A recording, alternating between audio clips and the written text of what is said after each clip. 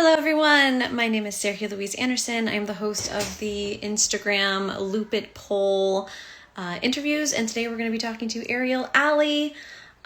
She is a pole dancer and instructor, and she is very well known for her online classes and being super strong, flexy, and getting people to their pole goals. So we're going to be talking to her today. We have some fun things coming up. I'm going to be running the Beginner Pole Dancer Summit again. I am the host of the Beginner Pole Dancer Summit. We're going to be running the summit in September 20th through 23rd. So you can grab your free ticket over on my bio. And let's get started with Aerial Allie. So come with your questions, y'all.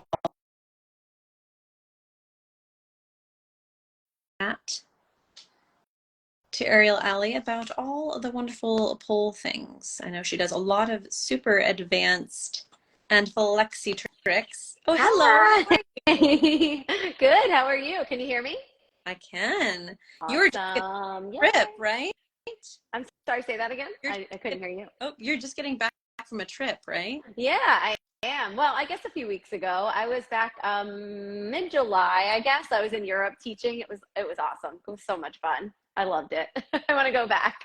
I want to start from the beginning. Tell me Yeah. about how you got into pole. I know you're really well known for your online classes. Did those ramp up during the pandemic and then just stay ramped up, or? Well, that's kind of how it actually started. I was teaching through the studio that I was teaching for at the time. And I was just teaching online classes for them. And then people from Instagram just kind of started joining. And then we stopped for a while. Once the studio closed, I wasn't, or closed, sorry, reopened.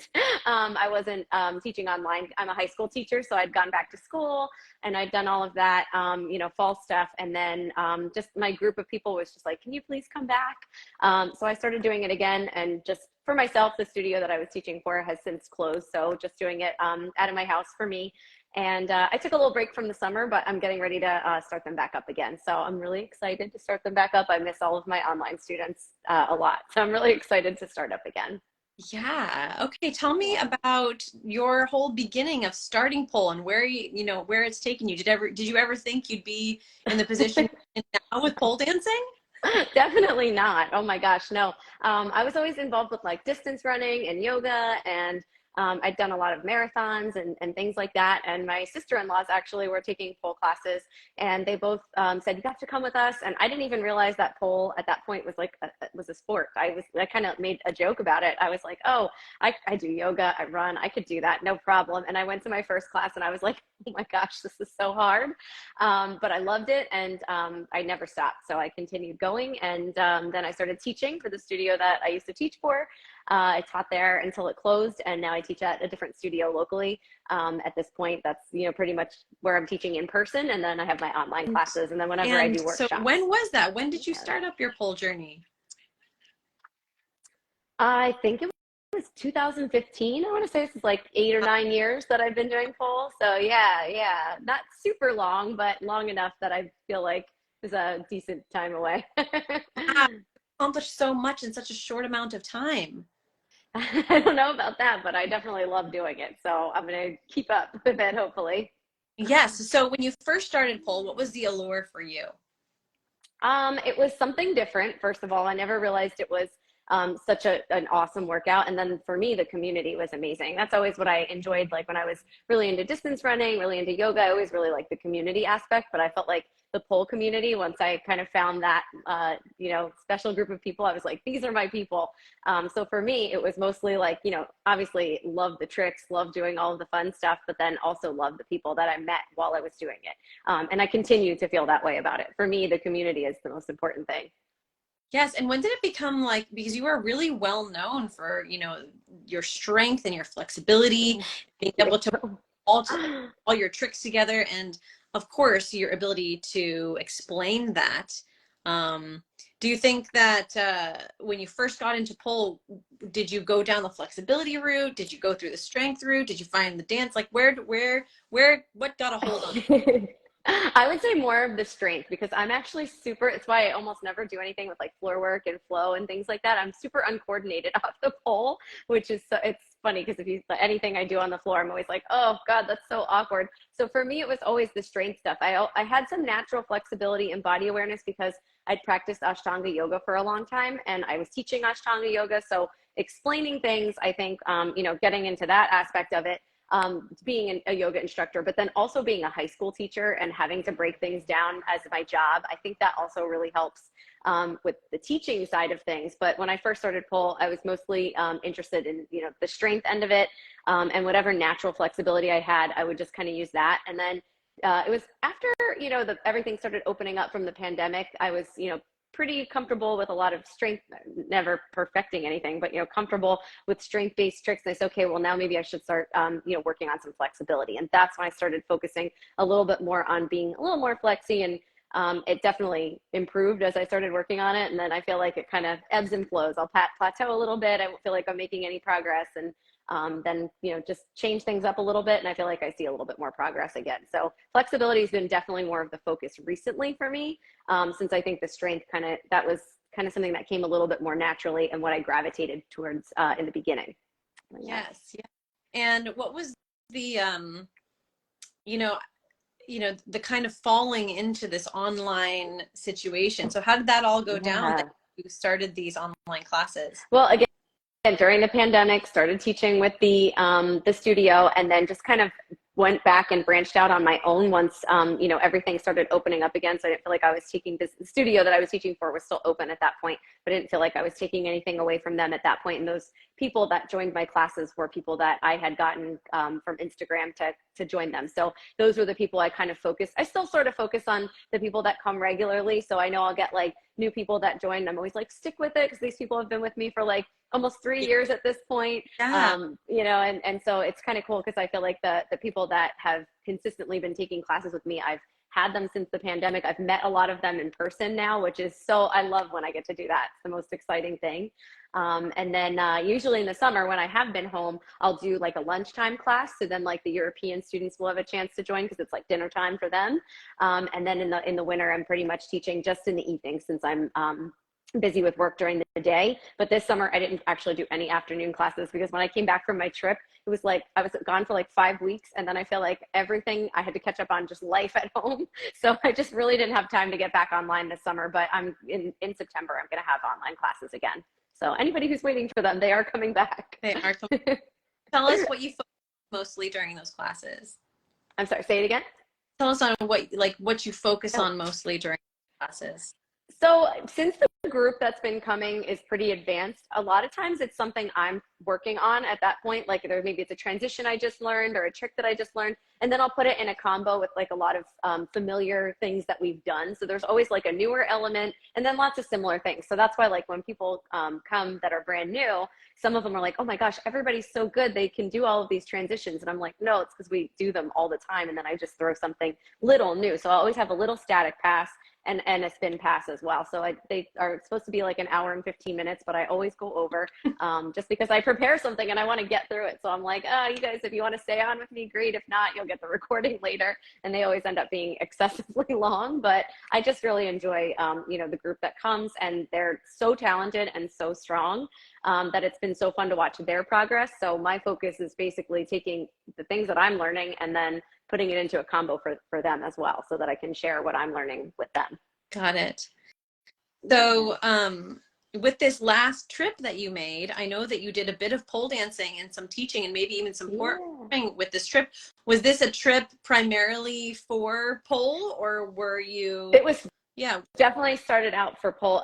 So I was teaching the last 2 summers I taught at Pole Camp Deutschland. So that was up on the Baltic Sea. And so that was kind of what started it all off. So they brought me over. And then since I was going to be there already, I'm like, I'm not just going to go and do one little weekend and then come home. And then I thought, well, I'll just do the weekend and then, maybe just do a little vacation afterwards. And then I just started kind of putting it up in my Instagram story, like, hey, I'm going to be in Europe. Any studios interested in workshops? And so once I kind of got a response from there, I was able to kind of connect the dots and see how I could fit everything in. And then of course, as I was traveling through Germany and down through some of the other countries, I'm like, well, who's going to be along the way that I can stop and visit? Because if I'm going to be here, I want to go and like also meet the people that inspire me, or people that I follow, students, things like that, all so inspirational. It was a great opportunity to get to meet everybody. So That, fun. that's, So fun. was it the first trip that you made that was a pole trip or a pole kind of tour trip for you? No, that was, I also did one last year, but it wasn't quite as extensive. So I also taught for Pole Camp Deutschland last year. And then I think it was 2 or 3 other workshops. I was in Switzerland, I taught in Paris, and I did a little vacation. My friends came from home, also came and met me in Paris at the end. So we had, a nice little girls trip involved as well. So it's fun to do like a nice mix of like traveling and getting to see the world, and then also getting to do lots of pole, Yeah. which was the best part. Do you plan on continuing to do more traveling? Yeah, actually, so I'm taking a sabbatical from work starting in January. So I'm just teaching the fall semester. And as of now, I am teaching at École de Pole in Australia, so on the Gold Coast. And I'm going to also be working, hopefully, to do some workshops over in New Zealand as well, because I do have a lot of students over there from the online classes. It just seems like the time matches up, even though it's like 6 p.m. for me, it ends up being like midday for them. So if they're still working at home or something like that, they can catch pole on their lunch break, or maybe a little earlier than that. But I have a big student base over there, so I'm hoping to connect all those dots as well. That's my next project. And then I have some ideas for next summer, like maybe a residency somewhere. We'll see. I've had a couple of talks with some people who are interested. So, there's definitely going to be more traveling. And then we'll see from there, because I do, still have my full-time job, but it'll be nice to see what happens when I'm not doing it full-time in the winter, and I can kind of ramp up some workshops and even maybe some more online classes. I really enjoy teaching. That's what I do for a living. So it's what I always enjoy about pole as well. Yes. And how long have you been teaching high school? This will be year 16, actually. Wow. I know, too long. And so I teach all grades in high school, 9 through 12. I teach mostly intro to programming. So I use, a lot of the computer stuff is what I'm doing, but I'm certified to teach business. So I could teach marketing, I could teach accounting, things like that as well. But I mostly teach programming, a little bit of graphic design, and a little bit of web design as well. So fun stuff. I do like what I teach. It's enjoyable. Very cool. So if you would say, it sounds like there's a lot of cool travel and lots more pole coming up in your future. Yeah. Where do you see yourself? Where's the vision for 3 years from now and 5 years from now? Well, I mean, I would love it if I could quit my job and do it full time, but I don't think that that's in the cards right now. Honestly, I really love the opportunities that have been presented to me over the last couple of years with traveling in pole. So if I can, spend my summers teaching pole and traveling and getting to see the world and doing things like that, in 3 years, if I'm still doing that and people still want me to come and teach workshops, I would be thrilled with that. Honestly, I'm just thankful. I'm 40, so I'm thankful that my body's cooperating with me at this point and letting me, continue to do what I do and share everything that I love with people. So if I can keep that up, that would be ideal. I love the studio I teach for here. It's an amazing group of people. So just working with the studio owner there and helping her grow her business also is a goal of mine too, because I know she has great client base, she has great students, and just helping her grow her program would definitely be another goal of mine. Yeah. So where are you located in the U.S. here? Where are you? Coast, correct? I am on the East Coast. Yep. I'm just outside of New York, about an hour and a half outside of New York, an hour outside of Philly. I'm in Pennsylvania, a little town called Allentown. I guess it's not that little. It's kind of a bigger city if you know Pennsylvania. But yeah, on the East Coast, and yeah, I've been here mostly my whole life. I lived in New York as a kid, and then moved to Pennsylvania as I got older. So, yeah. Cool. Awesome. Well, when can you expect seeing those classes come back online date-wise? The first week of September. I'll be sending an email out to my regular students, hopefully tonight. I keep pushing it off. I need to sit down and just sit at my computer and do it. But the first week in September, they'll definitely be coming back. I'll be back to work. I'll be back in a groove and ready to teach again. I was hoping end of August. I was thinking last few weeks of August, I would ramp it back up, but I'm getting ready. Monday, I go back to school, and I'm like, let me just start the school year, get back in the swing of things there, because that's always an adjustment. And then I can bring back the online classes. September is back to school for everyone. So Yep. we should, yeah, Back to poll. Yeah. classes. Thank you so much for chatting with us today. You're welcome. Thank you for having me. Yes, and I'm so excited for you to having your sabbatical in January. We're going to be doing even more Yeah. traveling and even more. I know, and actually, I know you're on the West Coast, and my brother-in-law kind of lives out by you. So maybe there'll be a West Coast trip in there to visit my brother-in-law, and maybe I'll be able to come and finally see you and Jenna. I know that you work with her a lot, so I have to get out there to visit you guys. Yes, absolutely. We're in Yeah. California in the wine country, so it's a Yeah. beautiful place to visit. Yes, that sounds like a great time. I'm ready. I love wine. All right, Allie, thank you Yeah. so much. Have a You're beautiful welcome. day. Yes, you too. Check out her classes. Yay, thank you. See Bye. ya. Bye, guys.